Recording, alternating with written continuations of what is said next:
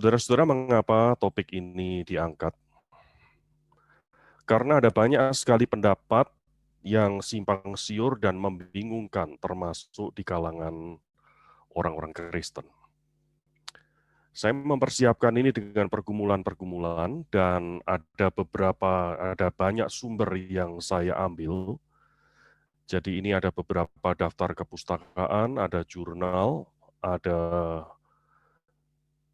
A Study of the Book of Revelation, lalu juga ada tafsiran-tafsiran Alkitab, meliputi juga buku Arithmetic Sequences dan sebagainya.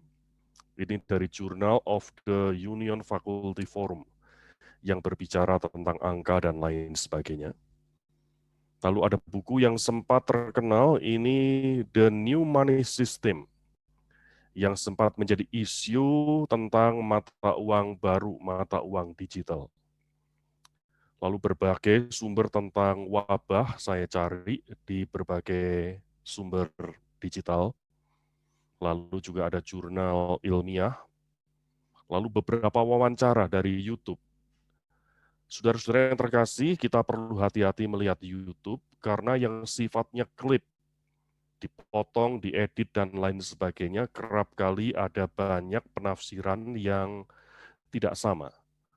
Khususnya wawancara kepada Bill Gates.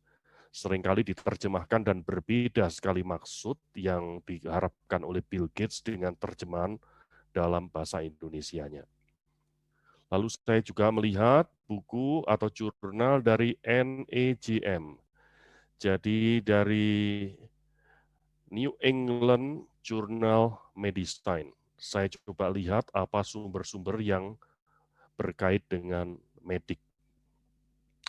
Ini beberapa sumber yang kita lihat dalam bahasa Indonesia. COVID-19.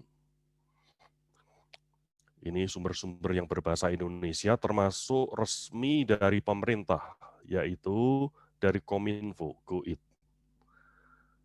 Saudara-saudara yang terkasih di dalam Tuhan, sebelum kita kupas tema ini, mari kita berdoa sekali lagi, memohon Tuhan menolong kita semua. Bapa Surgawi, berkatilah dimanapun kami berada pada malam ini. Kami mau belajar bersama dan bagaimana kami Engkau tempatkan di tengah dunia yang tidak mudah ini.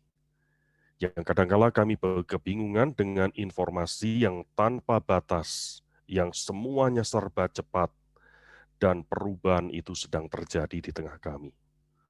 Tolonglah kami yang lemah ini juga hamba-Mu, dan biarlah Roh Tuhan yang membimbing setiap kami, dan kami mendapatkan pencerahan itu. Kami berdoa dan bersyukur di dalam nama Tuhan Yesus Kristus. Amin. Dasar firman Tuhan pada malam ini yang pertama, Roma 12 ayat yang kedua. Janganlah kamu menjadi serupa dengan dunia ini, tetapi berubahlah oleh pembaharuan budimu, sehingga kamu dapat membedakan manakah kehendak Allah, apa yang baik, yang berkenan kepada Allah, dan yang sempurna. Bagian yang kedua, 2 Petrus 1 ayat 5-8, saudara. Justru karena itu kamu harus bersungguh-sungguh berusaha untuk menambahkan kepada imanmu kebajikan, dan kepada kebajikan pengetahuan, dan kepada pengetahuan penguasaan diri, kepada penguasaan diri ketekunan, dan kepada ketekunan kesalehan, dan kepada kesalehan kasih akan saudara-saudara, dan kepada kasih akan saudara-saudara, kasih akan semua orang. Ayat yang terakhir, 2 Petrus 1 ayat 8. Sebab apabila semuanya itu ada padamu dengan berlimpah-limpah, kamu akan dibuatnya menjadi giat dan berhasil dalam pengenalanmu akan Yesus Kristus, Tuhan kita. Saudaraku yang terkasih, inti kata pengenalan kita akan Tuhan Yesus bukan hanya pada area kognitif pengetahuan saja, tapi menyangkut karakter, menyangkut hidup kita secara utuh, sampai mengasihi saudara maupun saudara-saudara yang di luar komunitas gereja kita. Hari ini kita coba melihat topik ini. Yang pertama, bagaimana kita melihat tentang kebenaran itu. Ada kebenaran yang berdasarkan opini atau kebenaran yang berdasarkan apa kata orang, maka saya percaya. Tetapi juga ada kebenaran yang berdasarkan fakta, di mana kebenaran ini didukung oleh data-data. Saudara, apa itu kebenaran berdasarkan opini? Public opinion, kebenaran yang didapat dari pendapat kebanyakan orang. Dalam konteks masyarakat Indonesia, seringkali kita mendengar istilah digoreng. Bahkan istilah digoreng bisa dinyanyikan digoreng begitu. Akibatnya saudara, yang salah seolah-olah menjadi benar. Dan yang benar menjadi salah. Ini adalah hoax, berita bohong, atau seolah-olah ilmiah yang disebut pseudoscience, sesuatu yang ilmiah tetapi sebetulnya semu. Lalu apa itu kebenaran yang berdasarkan fakta? Kebenaran yang berdasarkan fakta adalah kebenaran empiris yang teruji di laboratorium. Ada uji statistik, ada algoritma yang dipenuhi, dan itu semua sah sebagai kebenaran. Tapi yang perlu kita cermati, saudara, ada yang disebut post-truth, pasca kebenaran. Ketika kebenaran itu dibicarakan, kebenaran itu disampaikan, maka ada fakta alternatif, yaitu fakta aktual, yang di mana fakta alternatif ini ada kalanya dirasa memiliki bobot yang lebih daripada bukti atau kebenaran itu. When alternative facts replace the actual facts, and feeling have more weight than evidence. Jadi omongan orang itu dianggap lebih benar daripada bukti yang sebenarnya. Saudara-saudara, apa itu post-truth dan apa yang pernah terjadi dalam masyarakat di sekitar kita? Suatu kebohongan atau upaya pengalihan, pengaburan fakta untuk tujuan-tujuan tertentu. Bisa jadi untuk tujuan jahat, fitnah, kebencian, atau persaingan politik. Dalam konteks Pilpres di Indonesia, kita semua menyaksikan yang kalah merasa menang dan menuntut ke pengadilan dan mengklaim juga kemenangan yang sama. Tetapi fakta membuktikan siapa yang the real winner. Anehnya situasi ini bisa terjadi, ada kemiripan di Amerika. Donald Trump yang dikatakan dan dinyatakan kalah, menggugat sampai ke pengadilan, tapi fakta menunjukkan Joe Biden yang dinyatakan menang. Saya bukan pendukung keduanya, saudara. Tetapi betapa sulit melihat kebenaran itu ketika menjadi post-truth, menjadi suatu opini yang disampaikan. Lalu bagaimana dengan area COVID-19 atau virus corona? COVID-19 kerap kali disampaikan artinya adalah Certification of Vaccination Identification 2019. Ini hoax, karena ini menyangkut sepertinya virus ini ada suatu vaksin yang akan diselenggarakan dan vaksin itu di dalamnya ada muatan chip dan lain sebagainya. Padahal COVID-19 diberikan oleh WHO, World Health Organization, pada bulan Februari tahun 2020 sebagai akronim dari Coronavirus Disease 2019. Ini fakta. Singkatannya aja sudah diplesetkan, sehingga menjadikan kebingungan apa maksud COVID-19. Ini ada diagram elektronik dan konon diisukan vaksin COVID-19 untuk mengatasi pandemi ini. Di dalamnya ada chip dan diagramnya seperti yang kita lihat. Ternyata, saudara, dianalisa diagramnya itu sama sekali tidak terkait dengan diagram chip yang berkaitan dengan vaksin, tapi diagram elektronik rangkaian yang ada di dalam pedalnya gitar, saudara. Saudara-saudara yang terkasih, ini salah satu bentuk hoax. Apa akibatnya ketika orang termakan isu atau termakan hoax? Akibat yang pertama adalah hidup dalam keraguan. Tidak bisa membedakan apa yang benar, apa yang salah, jangan-jangan yang benar salah, jangan-jangan yang salah itu benar.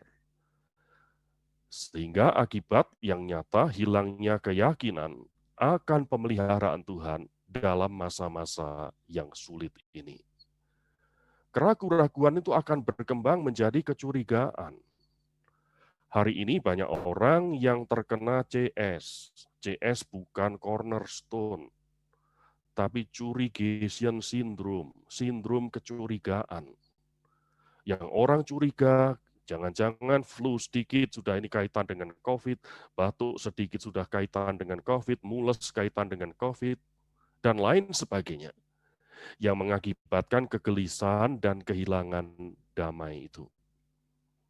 Puncaknya, isu yang berkembang merasuk dalam kehidupan seseorang, merenungkan setiap hari, isu itu akan membentuk kebencian kepada orang-orang yang beda pandangan.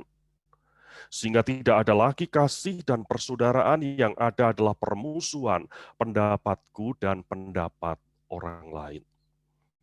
Saudara yang terkasih, kita mulai lebih fokus lagi sesuai dengan arahan tema. Isu apa saja yang terkait dengan COVID-19? Yang pertama yaitu isu akhir zaman dan 666, saudara. Lalu yang kedua adalah teori konspirasi. Dan yang ketiga adalah vaksin yang dikaitkan dengan chip. Saudara yang terkasih di dalam Tuhan Yesus, bagaimana kita melihat kebenaran Alkitab itu? Saudara-saudara, dasar pemahaman Alkitab itu harus sesuai dengan konteks atau ruang lingkup, sehingga kita memahami teks yang tertulis dan menarik maknanya dalam konteks zaman di mana kita berada. Itu perlu pergumulan, perlu ketelitian untuk kita benar-benar menjadi pelaku firman. Ada banyak ayat yang tidak bisa ditafsirkan secara harafiah lepas dari konteksnya, karena kita akan salah paham dengan ayat-ayat itu. Misalnya Paulus pernah mengingatkan kepada jemaat, hendaklah wanita yang beribadah, janganlah rambutnya dikepang-kepang atau dipotong pendek, tapi pakailah kerudung. Ayat ini harus kita lihat latar belakangnya. Mengapa wanita beribadah pada zaman itu harus pakai kerudung? Karena situasi hidup zaman itu. Ada penyembahan berhala, ada penyembahan dewa-dewi perjinahan, dan disediakan permisi pelacur-pelacur dalam dewa-dewi penyembahan itu, yang biasanya mereka hadir dengan rambut berkepang dan dipotong pendek. Lalu Paulus mengatakan supaya engkau tidak sama seperti mereka, kalau ibadah pakailah kerudung.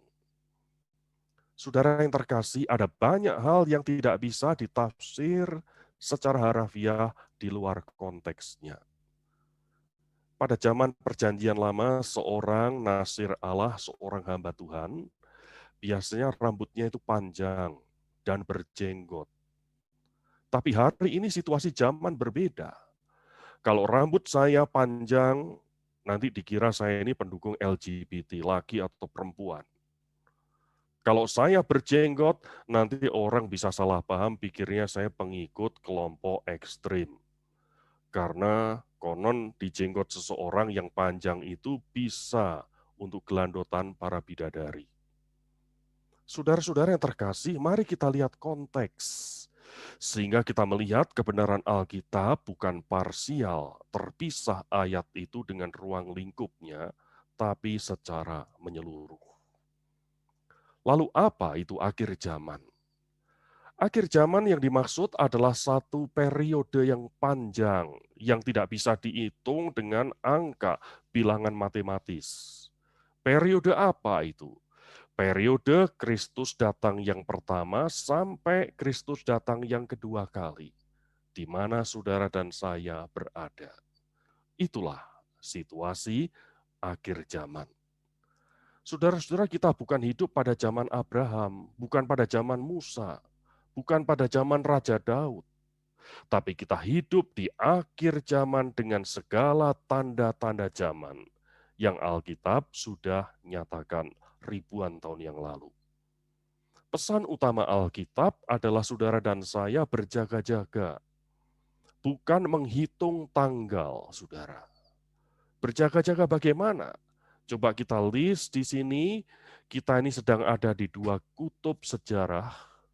Kutub yang pertama, katakanlah nubuat yang telah digenapi oleh Tuhan. Mesias sudah datang sebagai korban anak domba yang tak bercela. Mati bangkit pada hari yang ketiga, tanda kemenangan atas maut. Ini pun disanggah oleh sebagian orang, khususnya pengikut Yudaisme, agama Yahudi. Mereka tidak pernah mengakui bahwa Yesus adalah Mesias. Tidak pernah mempercayai the covenant of God.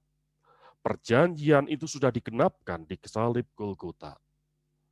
Saudara-saudara yang terkasih, nubuat itu padahal sudah digenapkan.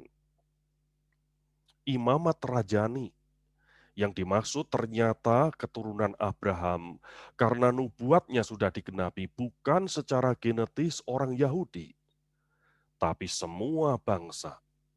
Bahkan Yesus memberikan kontras, orang Samaria, orang yang paling hina, dan Paulus menegaskan orang Yunani penyembah berhala dulunya yang percaya Yesus Kristus mati dan bangkit disebut sebagai anak Abraham. Saudaraku, semuanya itu sudah digenapi.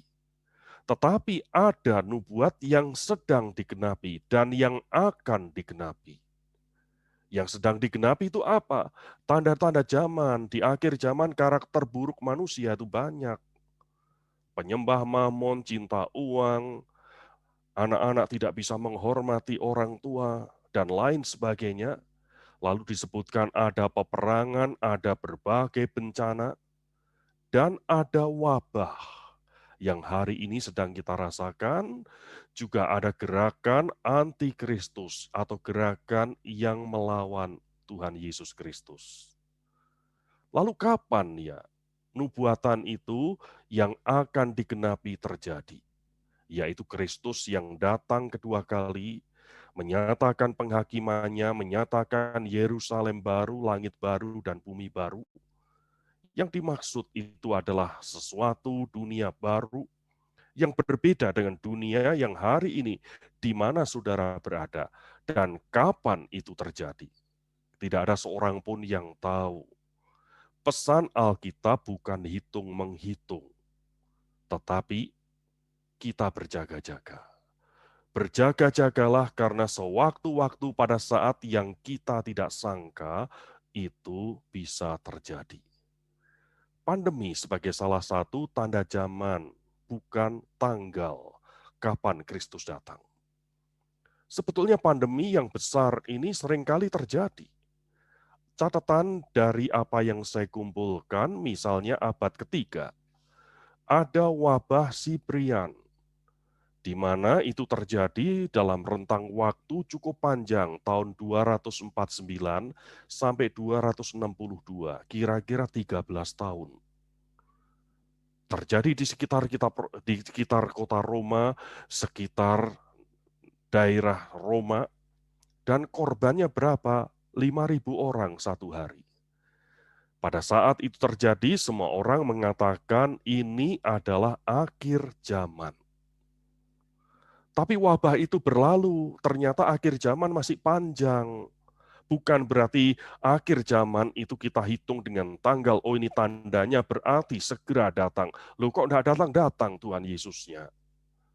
Kita melihat catatan berikutnya, abad kelima, wabah Justinian, 541 sampai 750 AD, ini panjang sekali. Yang terpapar 30 sampai 50 juta. Maafkan, yang terkena itu sekitar sekian angkanya, dan itu jumlah yang sangat banyak, 30 sampai 50 juta yang meninggal. Lalu saudara, abad 14 ada The Black Death. Saudara bisa amati lewat Google, lewat Wikipedia, ini juga disebutkan. Dikenal dengan wabah pes Eropa.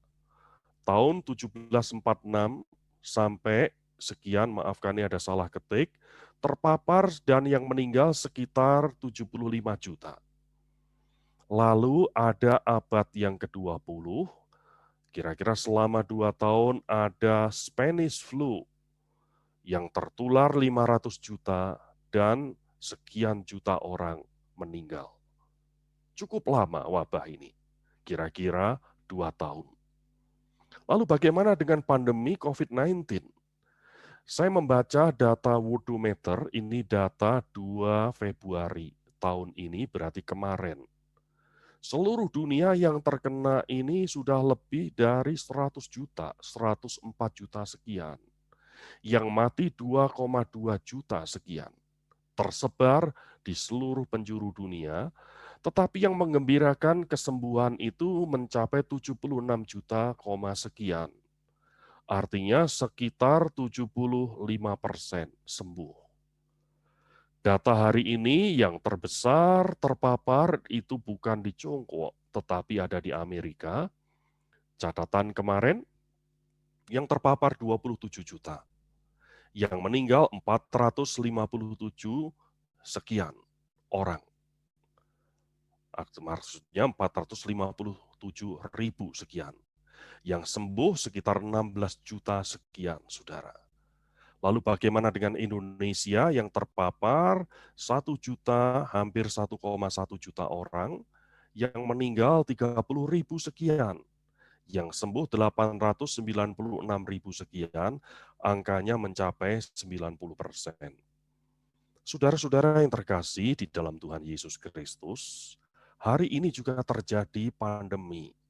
Seperti beberapa tahun yang silam, dan itu selalu dikaitkan dengan akhir zaman. Saudara-saudara, saya percaya ini adalah tanda zaman. Tetapi ini bukan suatu tanggal. Kita tidak tahu kapan Tuhan Yesus datang kembali. Tetapi sewaktu-waktu Dia datang pada saat yang kita tidak sangka. Lalu bagaimana dengan isu 666? Dalam kitab Wahyu 3 ayat 16 sampai 17, kitab Wahyu ini penuh dengan makna figuratif, penuh dengan makna kiasan. Anak remaja ada yang bertanya kepada saya, Pak, di kitab Wahyu ada naga. Padahal naga itu kan tidak ada. Saudara-saudara, yang dimaksud naga adalah suatu kekuatan yang jahat.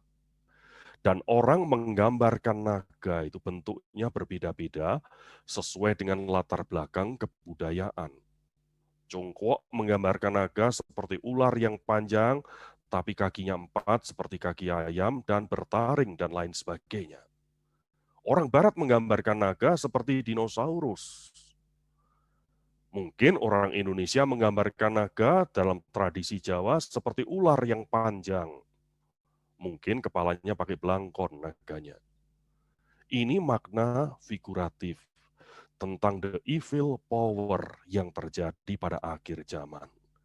Demikian juga angka 666. Angka ini menyatakan apa? Saudara-saudara yang dikasihi Tuhan, kita ingat manusia itu dicipta hari yang ke-6. Simbol manusia itu angka 6.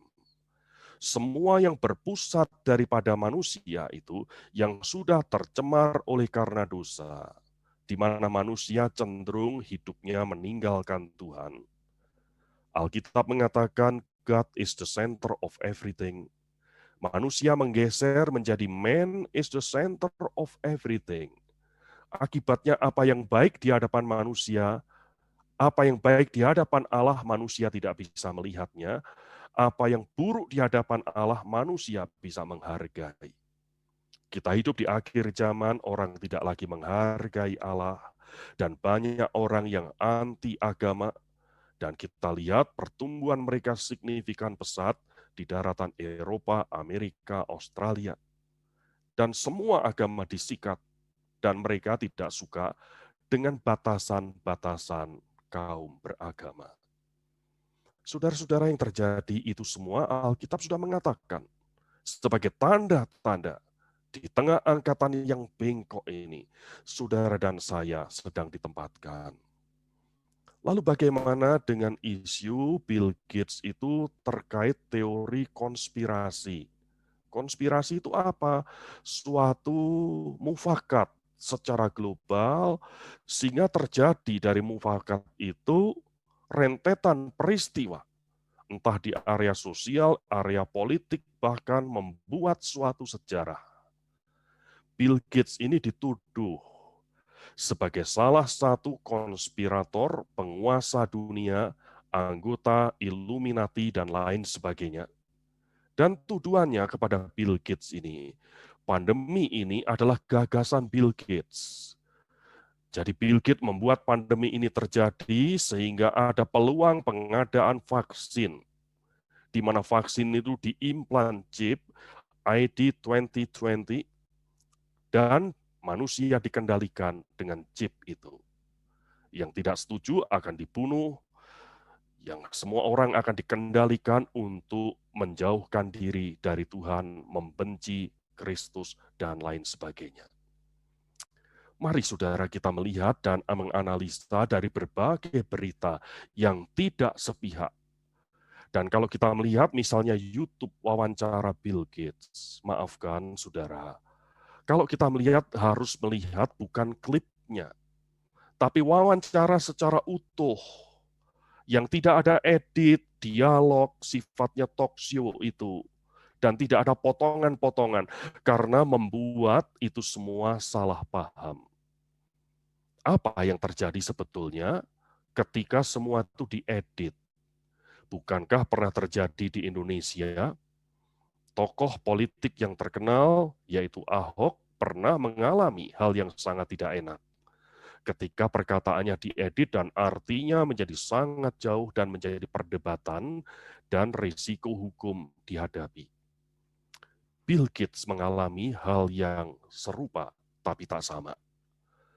Justru saya ingat ketika kampanye Donald Trump dan Hillary Clinton yang mereka mempromokan kelompok masing-masing untuk menjadi presiden Amerika. Bill Gates ini kira-kira memberikan peringatan. Anggaran-anggaran yang begitu besar jangan hanya dianggarkan untuk membeli rudal, untuk riset militer, karena nanti akan menghadapi suatu pandemi yang sangat besar. Mengapa? Karena Bill Gates ini seorang yang visioner, yang pernah mendengar apa yang dikatakan oleh Benjamin Al Gore tentang peringatan the global warming. Bumi makin panas. Varian penyakit akan bermunculan dan munculnya varian penyakit itu lajunya lebih cepat dari laju riset medik, saudara. Dan kita melihat peringatan Bill Gates ini ternyata terjadi. Bukan dia itu seorang ahli guamia, ahli nujum, tidak. Tapi seorang yang concern dengan gejala-gejala alam yang dihadapi, maka dia memprediksikan ada sesuatu yang besar yang menyulitkan. Justru saya mengamati dari Bill Gates and Melinda Gates Foundation itu. Menyumbang dana untuk riset, pengadaan vaksin untuk pandemi. Tapi ironisnya justru Bill Gates ini dituduh dalang semuanya ini yang ada dan dituduh vaksin itu berasal daripada idenya dia supaya ditanamkan vaksin dan manusia bisa dikendalikan. Ini ada beberapa sumber yang perlu kita lihat, maafkan masih berbahasa Inggris. Ini kira-kira sumber-sumber yang bisa diandalkan. Sumbernya sangat banyak sekali. Jadi bagaimana Bill Gates menyanggah tentang apa yang ditujukan kepada dirinya. Termasuk sumber dalam bahasa Indonesia pun ada banyak yang memuat hal-hal yang seperti ini, saudara. Saudara-saudara, kita jangan asal tuduh, ya. Mari kita juga lihat secara jeli dari berbagai sisi dan melihat apa kata Bill Gates secara langsung. Dan kita lihat faktanya. Lalu kita coba melihat anomali vaksin dan chip, saudara. Saudara-saudara, anomali itu apa? Keanehan yang terkait dengan kehidupan kita berhubungan dengan vaksin dan chip. Chip dan barcode itu, saudara, yang garis-garis bisa dibaca oleh scan dan lain sebagainya itu sudah barang lumrah yang terjadi dalam kehidupan kita sehari lepas sehari. KTP kita ada chipnya. Kita belanja di supermarket, sudah tidak di-entry data barang ini harganya berapa, tapi cukup di-scan. Dan itu ada barcode-nya. Dan scanner membaca itu diteruskan ke mesin kasir, langsung keluar harganya. Lalu saudara masuk ke tol, dimanapun di Indonesia, semua pakai kartu tol, tidak ada pembayaran manual. Dan kartu tol itu ada chipnya. Saudara berasal dari Semarang menuju ke Bandung, tidak bisa mengaku, aku hanya dari Cimahi keluar di Pastur. Ketahuan karena chip itu dibaca oleh reader. Dan reader itu mengumpulkan data mobil ini, kartu ini, masuk dari mana dan kena cas berapa, saudara. Saudara-saudara yang punya mobil generasi baru, mungkin saudara kenal ada immobilizer key. Immobilizer key itu apa? Kuncinya itu ada chipnya. Di anak kunci itu ada chipnya, lalu ada bagian yang di dalam perangkat mobil itu ada disebut reader dari chip itu. Tujuannya apa? Mobil itu tidak bisa dicuri orang. Walaupun sudah dibandrek kuncinya sama persis, tapi transponder dari chip itu memberikan sinyal data yang berbeda, maka mobil itu tidak akan bisa menyala, saudara. Saudara mau lepas dari dunia yang tanpa chip, tanpa barcode. Nampaknya sulit karena kita hidup di era digital, saudara.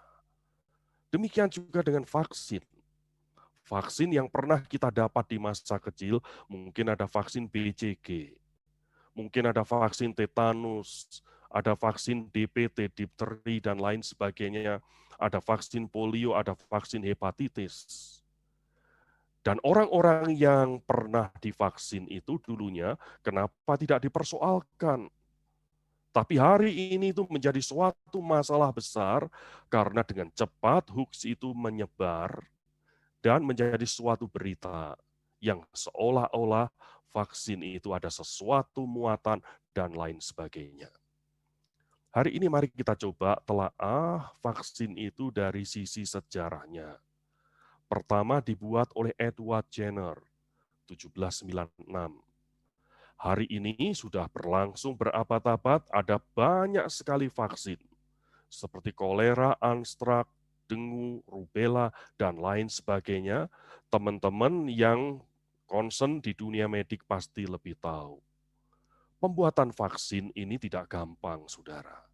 Kita menghargai mereka yang berjerih lelah riset, dan ada integrasi berbagai ilmu di sana. Sehingga lahirlah vaksin yang bisa kita nikmati hari ini. Saudara-saudaraku yang terkasih, apa sih yang menjadi keraguan di kalangan orang Kristen? Kita lihat yang pertama, vaksin COVID-19 itu konon diisukan bisa merubah DNA manusia, deoksiribonukleik asid. Ciri khas manusia itu bisa berubah oleh karena vaksin. Dikhawatirkan oleh karena vaksin nanti manusia menjadi robot yang bisa dikontrol oleh teknologi digital sehingga dia bisa berpotensi melawan Kristus. Saudara-saudara, yang kedua adalah keraguan berkait dengan vaksin.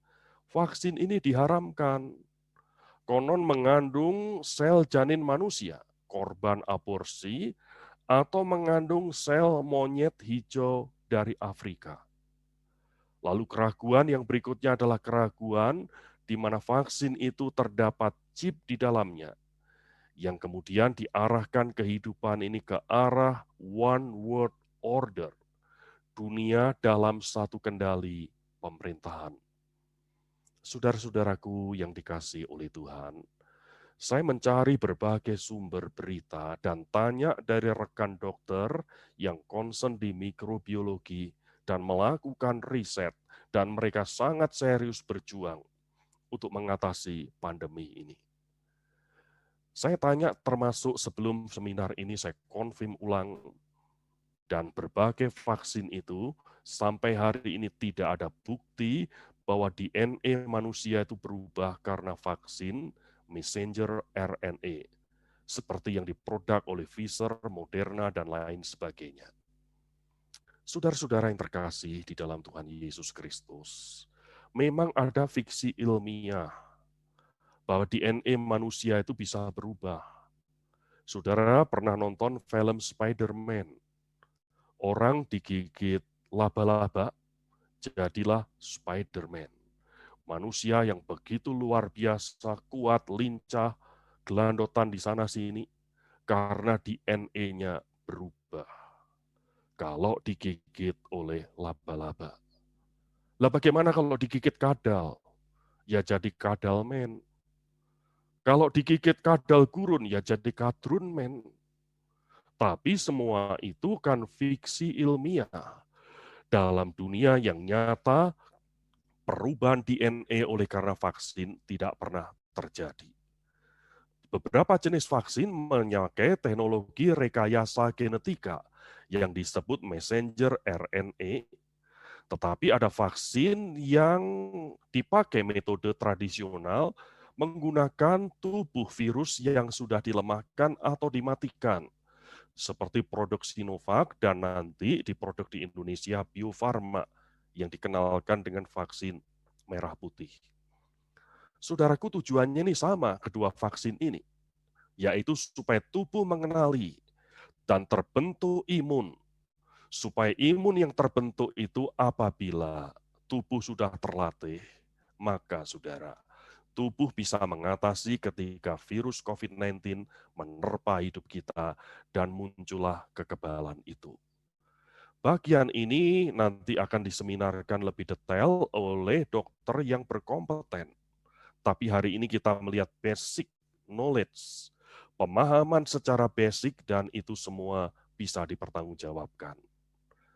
Saudara-saudara, rekayasa genetika ini adalah suatu rekayasa di mana bagian tubuh virus itu diambil sebagiannya supaya mereka dapat diperkenalkan kepada tubuh dan akhirnya terbentuklah suatu kode-kode gen dan lain sebagainya untuk membentuk antibodi yang ada dalam tubuh kita.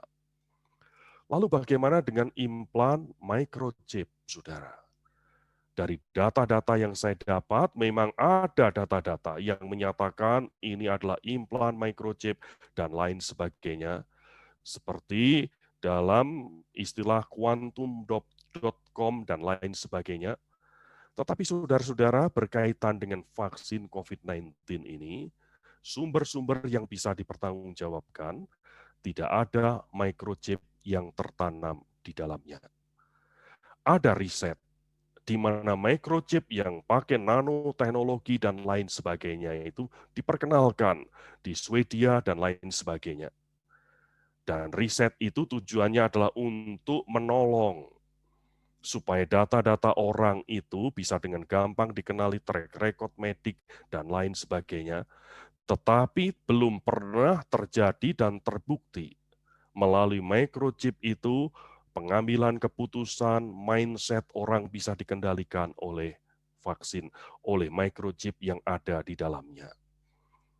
Lalu saudara, jawaban keraguan atas kegunaan barcode dan chip kaitan dengan vaksin. Barcode dan chip ini memang digunakan, tapi tujuannya apa? Dipakai sebagai alat pencatatan dan monitoring program vaksin. Karena hari ini jumlah penduduk sudah 7 miliar lebih. Dalam konteks Indonesia sudah 270 juta. Kalau kita tidak dibantu oleh komputer, betapa sulit mengatasi keadaan itu. Saudaraku, mari kita melihat apa yang terjadi di sekitar kita. Jikalau ada vaksin, nantinya bukan ada chip atau barcode yang dimasukkan ke tubuh untuk mencuri data pribadi atau mengendalikan kita semua. Ini ada beberapa sumber. Coronavirus vaksin don't contain microchip. Lalu kita melihat sumber yang berikutnya. Ini adalah cek fakta. Jadi vaksin itu tidak seperti yang dikhawatirkan, tapi melayani logistik. Tujuannya mencatat itu semua supaya bisa tersampai dengan baik kepada masyarakat dan pandemi ini bisa diakhiri. Lalu kita melihat dari sisi panggilan gereja. Tuhan memanggil gerejanya untuk tumbuh kembang dan memberikan yang terbaik. Kita berjuang sampai akhir, dan saudara dan saya bukan sekedar berada di sebuah gereja, tapi saudara dan saya adalah bagian dari gereja itu. Saudaraku, gereja di akhir zaman dengan berbagai tanda zaman yang kita rasakan hari ini. Dan Tuhan berfirman, hari Tuhan itu seperti pencuri, tetapi tidak ada yang tahu, tetapi Kristus pasti akan datang kedua kalinya pada saat yang tidak kita duga. Lalu gereja itu dipanggil. Saudara dan saya dipanggil untuk memiliki iman yang utuh dan selalu bertumbuh. Dan iman yang bertumbuh itu ternyata bukan hanya dalam pengetahuan, tapi mencakup karakter, kesalehan. Tadi dalam ayat, dalam 1 Petrus tadi dikatakan ada kasih kepada saudara seiman. Tapi bukan hanya kepada saudara seiman, tapi juga kepada semua orang. Saya merilis catatan dari seorang pujangga Inggris, C.S. Lewis, dalam buku Mere Christianity. Ada istilah bios, ada istilah zoe. Bios dan zoe ini diterjemahkan keduanya adalah hidup. Tapi bios adalah hidup jasmani, kaitan dengan fisik, di mana kita semua akan berakhir hidup kita meninggalkan dunia ini. Zoe adalah hidup rohani, di mana hidup rohani ini memberikan buah hidup yang bernilai kekal. Saudara, panggilan Tuhan kepada gereja, kepada saudara dan saya, bukan sekedar kita menggarap area yang kedua, area rohani. Area jasmani bukan urusan gereja, bukan. Tapi panggilan Tuhan itu ternyata utuh, baik area bios dan zoe. Apa yang sedang kita hadapi? Hari ini kita kenal, kita hidup banyak generasi yang disebut generasi now. Saudara dan saya ada di mana? Bagi yang lahir kisaran 46 sampai 60 generasi baby boomers. Sebelum itu ya disebut pre-baby boomers. Saya lahir 68, itu berarti saya generasi X. Dan generasi anak-anak muda hari ini adalah generasi Z. Berikutnya ada generasi alfa, beta, gamma, dan lain sebagainya. Yang kita lihat, ciri khas, tuntutan zaman, kepuasan hidup, generasi saya, generasi X, dan generasi Z sudah sangat berbeda. Saudara-saudara, perubahan itu terjadi. Dan gereja dipanggil menjawab tantangan perubahan itu dalam gap generasi, di mana pemimpin hari ini rata-rata terjadi adalah generasi X, bagian generasi Y, tapi masa yang akan datang, yang dihadapi adalah generasi Z, generasi alfa, generasi beta, dan lain sebagainya. Yang kita hidup di dunia yang penuh dengan perubahan sangat cepat, diakselerasi oleh badai COVID-19 ini. Dalam kehidupan new normal, nampaknya saudara, digital ministry terintegrasi dengan berbagai ilmu dibutuhkan. Seperti hari ini, kita tidak bisa berjumpa secara langsung, tapi kita berjumpa lewat media. Dan pelayanan sosial media itu sangat dibutuhkan. Tetapi, direct ministry, pelayanan secara langsung yang menyentuh area bios dan zoe, di mana sebagai pelaku firman dalam konteks zaman yang berkembang itu juga dibutuhkan. Karena kontak langsung tak tergantikan oleh media, saudara. Tetap kita sebagai makhluk sosial yang berinteraksi dengan sesamanya. Lalu apa langkah konkret kita malam ini, saudara? Yang pertama, marilah kita bijak, tidak termakan hoax, dan kebenaran itu akan teruji dengan fakta.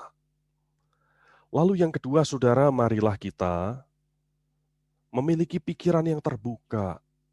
Kita hidup di zaman yang berubah cepat. Pikiran yang terbuka itu apa? Pikiran yang tidak tertutup, saudara. Pikiran yang tidak tertutup itu apa? Yaitu pikiran yang terbuka. Kita jangan ikut aliran bumi datar, aliran yang sudah ketinggalan zaman. Tapi kita hidup di tengah perubahan zaman dan harus mengupdate sehingga kita dapat mengerti tanda-tanda zaman yang Tuhan izinkan terjadi. Apabila kita terkena, maka kita perlu konsultasi medik. Gereja menyediakan konsultasi medik, ada Satgas COVID, supaya saudara dan saya apabila mengalami itu isolasi mandiri, saudara dibimbing bagaimana mengatasi keadaan dan kita dikuatkan. Saudara-saudara yang terkasih, apa yang dapat kita simpulkan malam ini? Vaksin itu sebuah akronim, anggap aja begitu.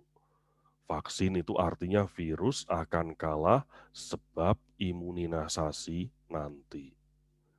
Kesimpulan yang kedua apa? Vaksin kita lihat, akronimnya apa? Virus, ambyar, karena saya imunisasi niye. Kesimpulan yang ketiga, saudara bisa menyimpulkan sendiri, bikin singkatan sendiri. Nanti apabila gilirannya tiba, saya akan vaksin. Dan silahkan di syuting dan lain sebagainya.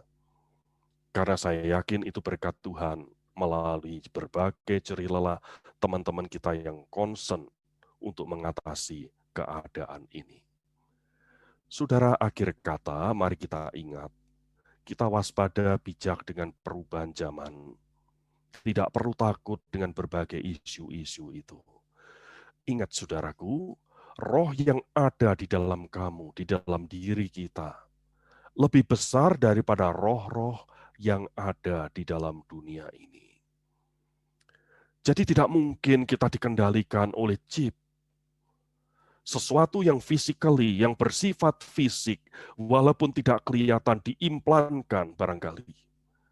Tetapi ingat, dalam diri kita ada roh yang lebih besar dari dunia ini, yang kita tidak mungkin dikendalikan, dan roh yang ada dalam hidup orang yang sudah lahir baru tidak akan bisa dikendalikan oleh roh-roh di luar dunia ini.